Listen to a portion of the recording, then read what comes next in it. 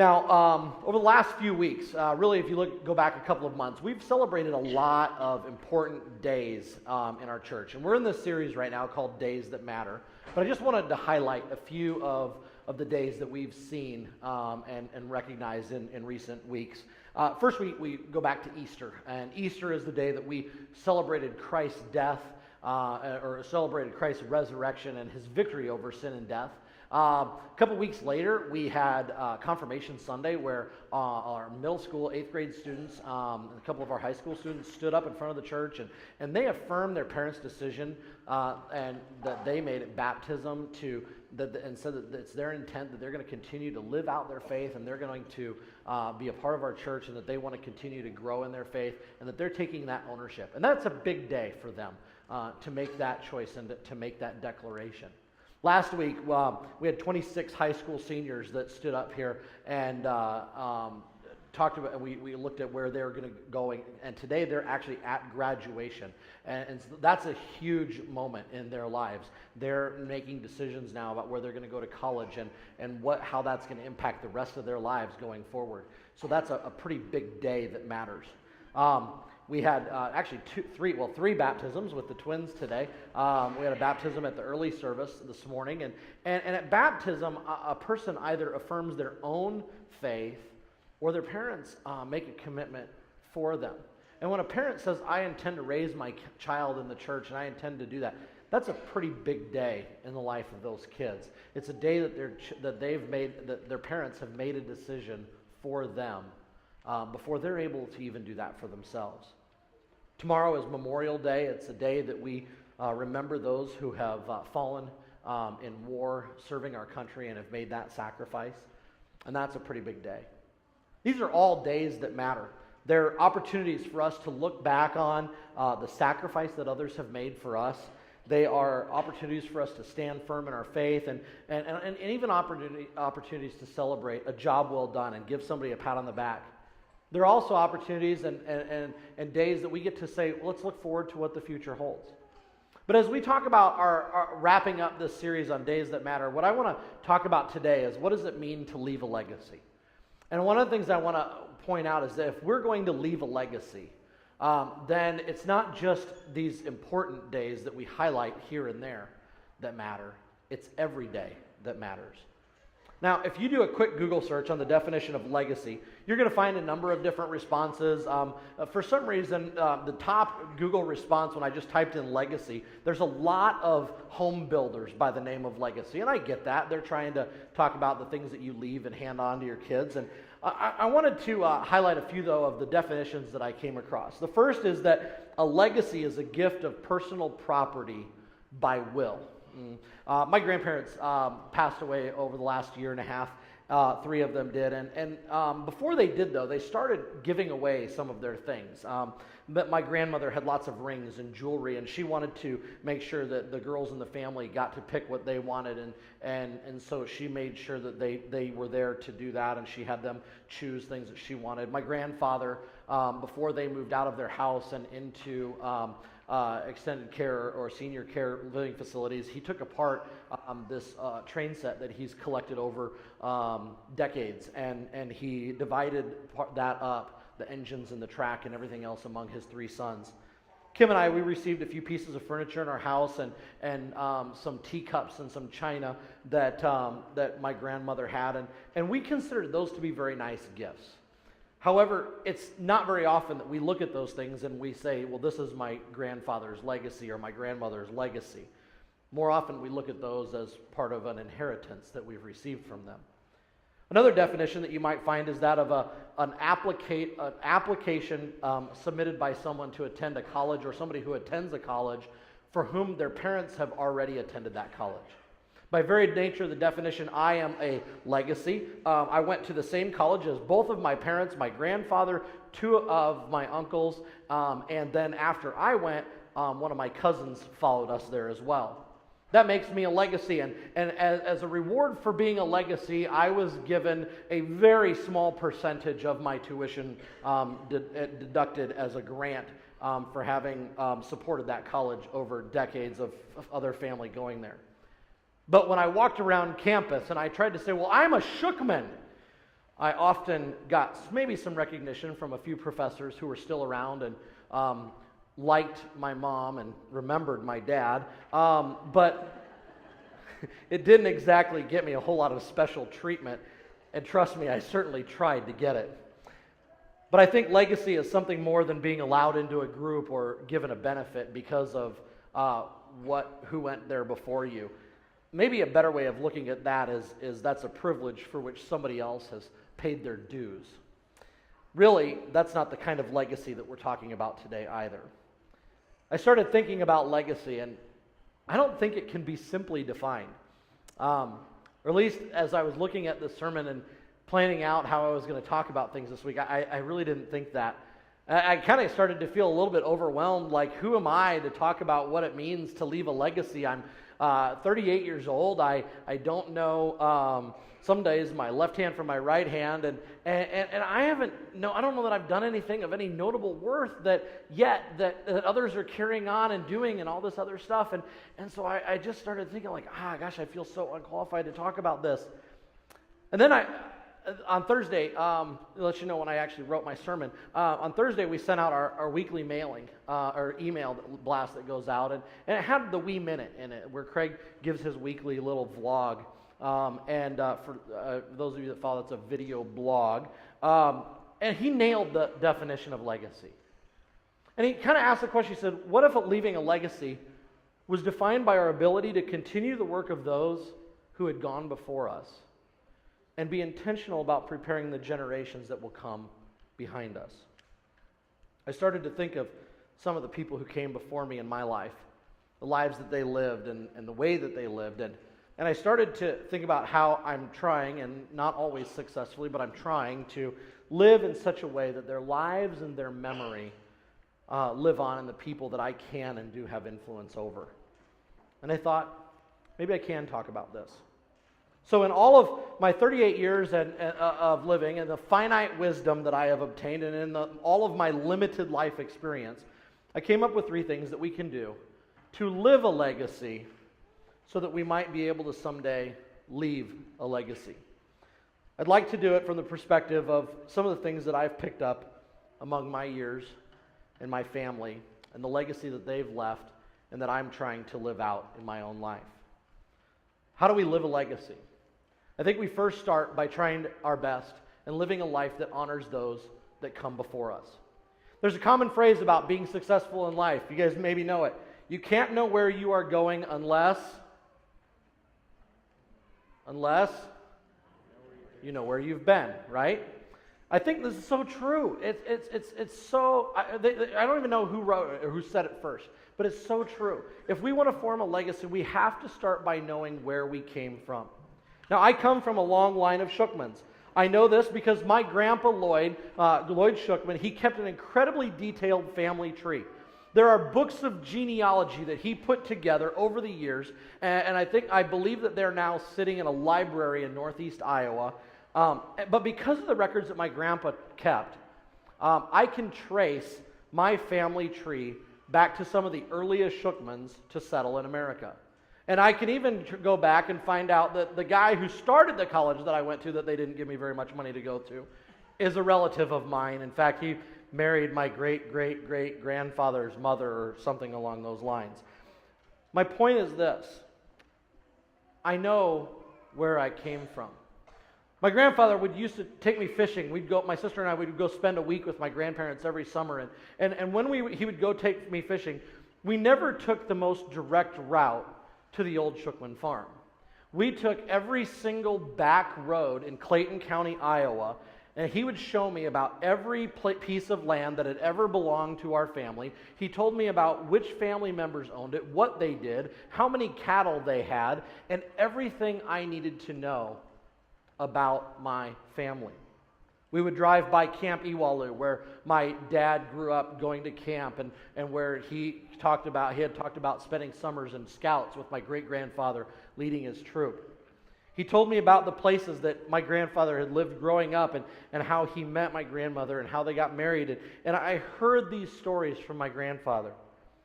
At times he even took me to the graveyard to see the graves of some of my great aunts and great uncles and the great grandparents, some of whom I never met. But he took me there so that he could tell me about them, so that I would know who I was and where I came from. I later discovered in later high school and college years that my grandmother kept every single letter that my dad wrote to them while he was in college.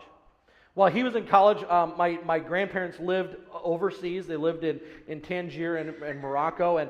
And so the only way for them to, this is before cell phones and before cheap international phone calls. And so they communicated by writing letters on a typewriter or by hand. And there is a 3-ring binder now at my parents' house that has all of these letters inside them. They provide history and stories that I might not have ever known if my grandmother hadn't saved them. They tell of trips that my dad took in college, driving cars for other people. They tell of the first time he met my mom when she showed up as a freshman cheerleader and how he thought she was so beautiful. They talk about how he discovered the library during his senior year of college because the only way that he could see my mom was if he went with her to the library. I think it's the only reason he graduated as well. There's one letter that talks about a ring that my dad had made for my mom. And then he tells about slipping an engagement ring on her finger during a performance at the auditorium, and then slipping out the back to see if she noticed and waiting for her to come out the back. At my parents' house, there are shelves of photos. There are, if you remember, slideshows. There are boxes of slides. The letters that my dad wrote, the pictures, the slides that we have, they all tell stories about where I came from. And some of them are memories my parents have kept for me. Many of them are stories that they've been able to share from before I was ever born. I learned about, over the course of the years, from my parents and from my grandparents, I learned about some pretty great Shookmans that came before me and that lived long before I was born. And you know, when it comes to our faith, we all have a long and storied history. Throughout Scripture, there are countless stories of people who lived faith-filled lives that we can learn from. In Hebrews chapter 11, it's often a chapter that's referred to as the Hall of Fame of Faith. And it's a genealogy of all the great things that people who loved and feared God did out of faith. It goes all the way back to, by faith we understand creation. And it picks up from there. And it talks about God's faithfulness and his people's faithfulness back to him throughout the history of Israel. And it brings it all the way up to a relationship with Jesus Christ. Hebrews reminds me, I don't just have a great history of being a Shookman. I have a great history of following as a Christ follower as well. When we live great lives, we carry on a family name. We carry on that legacy. But when we live lives of faith, we carry on that faith and that which so many others have sacrificed along the way. And we carry that faith as a legacy as well. I think the second thing that we can do to live a legacy is that we can love God completely and love others fully. One of the things I love about my mom is that growing up, she demonstrated her faith and her convictions. I didn't always have a lot of conversations with my mom, but I could see the faith that she had. I remember waking up morning after morning and walking down the steps in our house when I was in high school, and I'd get down in the corner, and I always peeked to the right, even though I never went that direction, because I knew that my mom was sitting in a chair with a Bible in her lap, and she'd be praying or reading that Bible. Her commitment to that time with God every single morning provides for me a motivation. It provides for me a memory that I carry with me all the time. And it gives me that encouragement to keep up with my own quiet times and to keep following and studying God's Word. You see, we love God completely when we live out our faith for others to see. In Deuteronomy chapter 6, verses 5 and 6, it says, "You must love the Lord your God with all your heart and all your soul and all your strength. And you must commit yourselves wholeheartedly to these commands that I am giving you today. Each and every day, I need God's strength to make it through the day. I need to have that relationship with my Savior so that I can understand and move through and deal with everything that I deal with. Not that everything's bad, but so that I have a perspective to put everything into. And when I live out that faith, I walk both in the legacy of God's love, and I also demonstrate my love back for Him. I think we love others fully when we invest in them, when we give them our time and show them attention. I admit I'm kind of preaching to myself here because I can do better in this area. But I want you to think for a minute about how you want to be remembered by your friends and your family.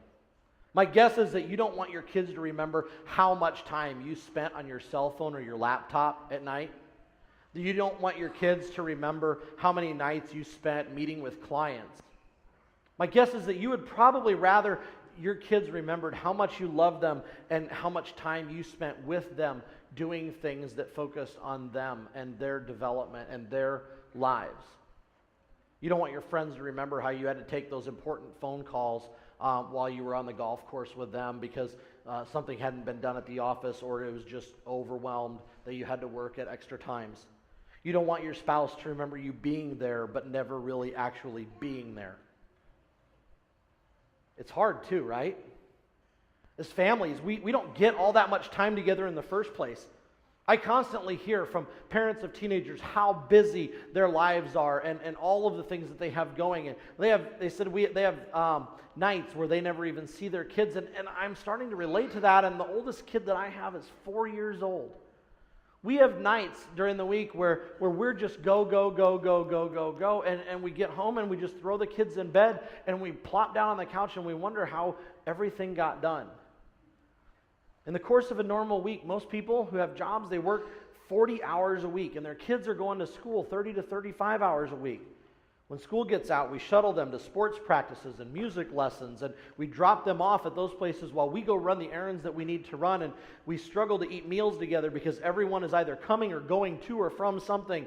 And then when everybody ends up in the same house, they've got to do homework or they've got to catch up on chores and laundry and all those other things, and we go and we go and we go without ever really getting that time to invest in each other. How many remember Lee Iacocca? Okay, you may have to be older than me to know that name, but he wrote this thing. He said, it doesn't matter what you've done for yourself or even for humanity if you can't look back on having given love and attention to your own family. What has that accomplished? It's not really the way that God designed our family to be, constantly going and missing out. In Ephesians chapters 5 and 6, there's a number of instructions that Paul gives to families about how to live out their lives together. And what he says is, he says you need to love one another and respect one another. He tells parents they should invest in their children and instruct them in the Lord, to disciple them and even to discipline them. And he says that that husbands and wives should respect and love and sacrifice for one another. Man, that would be great. I admit I struggle with those things sometimes. But I got to thinking about that this week and what that looks like. And then I started to think, when I was growing up, my dad coached my soccer and my baseball teams, and he coached my sister's softball teams. He taught me to golf, and when I got old enough, he started taking me out on the golf course with him. I know that my dad gave up potential clients in order to coach us. He gave up sales in order to be with us and to invest in our lives. He knew what was important, and he knew how to show my sister and I that he loved us. I can tell you that even today, the talks that I have on a golf course with my dad, that's 4 hours that I get with him that a lot of kids and a lot of people don't get. I love those times. Some of my favorite talks and some of my favorite times have been with my dad on the golf course, riding around while he would drive me on my paper route when I was a kid. Those times are priceless to me. And so, last week, I made what I feel is one of the bravest decisions of my life. I signed up to be Caleb's T-ball coach. Now, I am grossly underqualified to coach pre-kindergarten sports. I've coached varsity high school boys and girls soccer. I have coached club volleyball teams. I spend most of my time with teenagers. I have no idea what to do with 10 4-year-olds. Okay? But I figured if Pastor Craig can learn to coach championship teams of soccer by watching YouTube videos, then I can handle T-ball. So in the letter that I sent out to the kids on the team, I said, I'm not used to hanging out with this age group. I told them I've coached before, but I've never coached kids this age. I said, and I've never coached this sport before. And I said, you can rest assured that this is going to be an adventure to see if I and these kids survive. And I hope that I'm half as good of a coach as my dad was. But I'm going to let you in on a secret. I don't really care if none of the kids that I coach ever go on to be Major League Baseball players. I do care that when somebody goes up to my son Caleb and says, are you playing T-ball this summer? That he says, yeah, and he's so excited about it. And the very next thing that comes out of his mouth is, and my daddy's going to be my coach. I hope that I can continue to have that kind of an influence on his life as he grows up. I hope I can keep coaching his teams, and I hope that he always remembers those times that we spend together based on the fact that I know what it meant to have those times with my own dad. You see, the reality is, when I spent time like that, I knew that I was loved. And when I spend time with Caleb, I hope that he knows that as well. The reality is this. We can say, I want to be a good dad. We can say, I want to leave this for my kids. But the reality is that unless we live out our faith, we can't, unless we live out the way that we love our kids, unless we actually do those things, we can't dictate what our legacy will be. Our legacy is going to be what those who come behind us remember about us and say about us. Shannon Alder said that our job is to carve our name on hearts, not on tombstones, and that our legacy is etched into the minds of others in the stories that they will share about you. So to do that, we have to give them something that they can carry on. We need to pass the torch. I remember in junior high we had to run track, and I'm not fast, not at least on a track, and I don't even know if I'm fast in any way anymore. But one of the hardest things to do in track is not the running part. One of the hardest things to do is, if you're on a relay team, is to hand off the baton to the person that is picking it up from you at the exact moment that they hit their perfect stride and can take that baton and keep going in the race. By most accounts, Jesus only lived about 33, 34 years. He only spent 3 years ministering to, leading, and training his disciples. And he knew he didn't have tons of time to be with them, and so he had to make sure that they were people that were going to pick up where he left off. And so he spent every day with them. He walked with them. He taught them. He listened to them. He invested his life as he lived among them. And then he passed the torch on to them. And after he was gone, it was the disciples who then invested in and helped lead and grow the church to what it's become today. I want to ask you, what would it look like if you picked somebody in your life to mentor, to lead, to invest in? Maybe it's your own children. Maybe it's other people's children who need you in their lives. Maybe it's just somebody who needs to be shown the ropes at your job. What would it be like if you invested in their lives? Not only personally, but spiritually. If you shared about your faith with them, if you talked about who God is to you, if you made those demonstrations to them, what could you leave behind for them to pick up?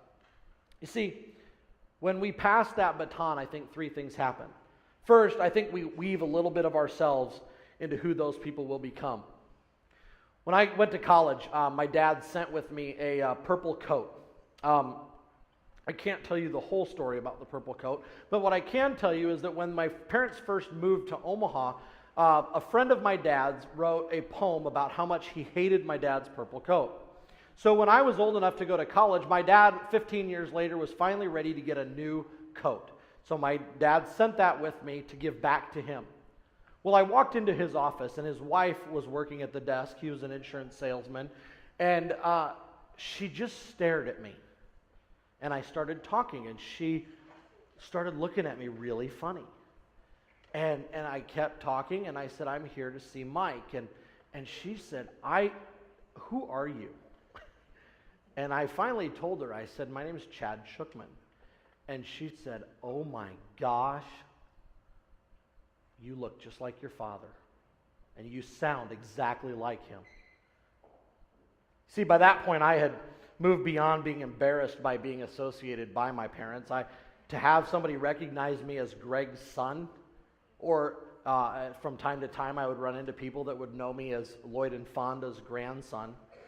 That meant that they had passed on either physical or personal qualities to me that others found and that they admired and that they recognized.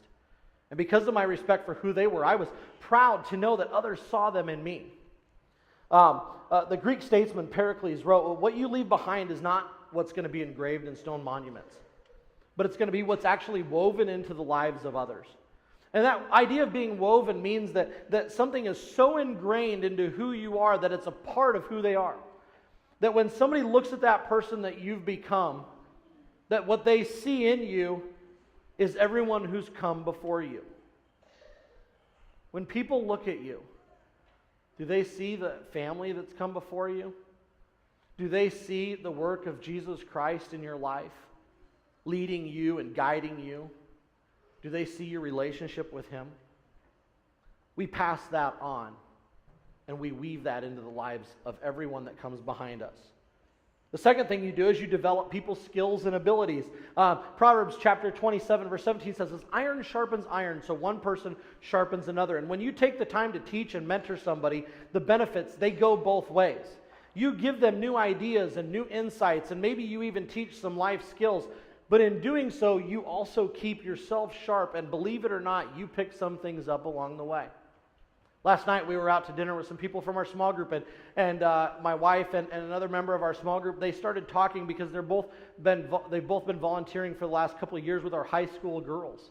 And they were talking about the seniors and how so much of what they say in small group is so insightful. And the comment that came from both of them was, I started doing this because I thought that I could help them and make a difference. But what I've picked up is so much more. They've taught me as well. So we develop their skills and abilities, but we also continue to develop ours when we invest in others. And the third thing is that when we invest in others, we're setting it up so that when we hand off the baton, the person that we're giving it to can pick up right where we left off. Phil Muncie says, you should call yourself or your life a generational relay race. When you've run your laps, you will pass the baton to the next in your lineage. Every lap you run with integrity and intensity will help those who begin where you end. You will come to discover that running this race is not just about winning, but about finishing your leg of the race. You may have heard the names of Rick Warren or Andy Stanley. They're two of the most influential pastors in the world today. They lead churches that are in the tens of thousands in worship on Sunday mornings. And I started looking at them this week, and one of the things that I realized and learned was that both of them have fathers who were also pastors. In fact, Rick Warren is a fourth generation pastor. His dad is a pastor, his grandfather is a pastor, and so is his great-grandfather. And I have to think that part of their success is attributed to the foundation that was laid by their predecessors. Not always necessarily in the actual church that they lead, but in the lives that they lead that have resulted in other lives changed. For both of them, their father's legacy is not going to be what necessarily they accomplished themselves, but their father's legacy is going to be accomplished in what they left behind for their sons to pick up. I didn't get started on that, I don't think, nearly enough. I don't think it was until I was in college that I had maybe one of my first really deep faith conversations with my dad. And it started with, Dad, when we moved from Iowa to Nebraska, why did we start going to a Presbyterian church when we have always been Lutheran? And my dad proceeded to tell me how he got chewed out by his mom for not being Lutheran anymore. But what he talked about and the reasoning behind why they chose the church that they attended after visiting a number of other churches made a huge difference to me. It changed the perspective that I had, and it even changed a lot of what I saw in the church that I ended up growing up in. I realized that I had been missing out on something, and I've begun to pick my dad's brain and listen a little bit more to his advice over the years. So often, he weaves in a story that he feels is relevant, that he picks up from maybe a Tuesday morning men's Bible study, or my mom and dad's small group they're a part of, or a sermon that he's heard recently. I've even come across in a couple of different times, seen the inside of his Bible and all of the notes that he takes. In Matthew chapter 5, verse 16, it says, "You are the light of the world. Like a city on a hilltop cannot be hidden. No one lights a lamp and then puts it under a blanket or a basket. Instead, a lamp is placed on a stand where it gives light to everyone in the house. And in the same way, you should let your good deeds shine out for all to see, so that everyone will praise your heavenly Father." We were made to be lights. We were made to pass on that which we have and shed light on that for all of the others. And one of the best ways that we can leave a legacy is to share and demonstrate the faith that we've been given to others. George Bernard Shaw talks about our light in this way. He says, "Life is no brief candle to me. It is sort of a splendid torch, which I've got to hold up for the moment. And I want to make it burn as brightly as possible before handing it on to future generations." So hopefully, as parents, as followers of Jesus Christ, as members of the Water's Edge Church, we can be a light for our children, for those that we encounter both in the church and in the community. We can pass on what we've learned so that the lives that they live will become our legacy. There's 3 pictures on the screen behind me. The first is a picture of my grandfather with his sons and his grandsons taken on my wedding day. The second is a picture of my dad with Caleb on the day that he was born. And the third is with my grandpa with Caleb. All 3 of these pictures, they serve as reminders that I am trying my best to live out a legacy. The reminder tells me that my real legacy won't be just if I follow in the example my grandfather and my father set before me, but that my legacy will be as if whether or not I am able to pass on the legacy that they've left behind to my own son. It reminds me that my legacy is not just in whether I love and follow Jesus Christ in my own life, but if my children and those that I have the opportunity to impact are able and follow him as well. So no matter what, if we want to live a legacy, what we need to do is we need to live a life that honors those who have come before us. We need to love God and we need to love others so that we can effectively pass the baton and set the foundation for others to pick up where we leave off. That's what it means to live a legacy of life and of faith. Would you pray with me?